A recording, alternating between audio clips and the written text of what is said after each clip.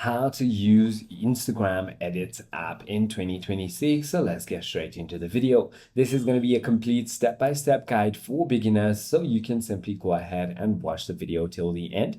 The first thing you want to do is open your App Store or Play Store, depending on the device you're using, and search for Edits, and simply go ahead and download and install this application right over here. Now, as soon as you open the application, there is going to be a new project button that you can simply click on, and this is where you can select multiple different videos that you want to import and click on next. Now, whichever video you selected in order is going to be showing up in timeline. This is going to be your user interface, where on the bottom are going to be all the different settings that you can look through. This is going to be your timeline where you can simply swipe around on your video and you can play if you want to.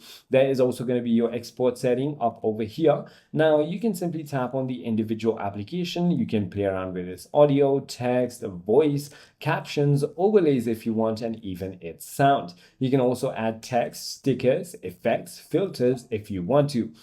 And you can also add music or voiceover, then preview your reel, and you can export or directly share to Instagram. I hope this video clarifies everything for you. If you have further more queries, feel free to comment down below, and I'll see you on the next one.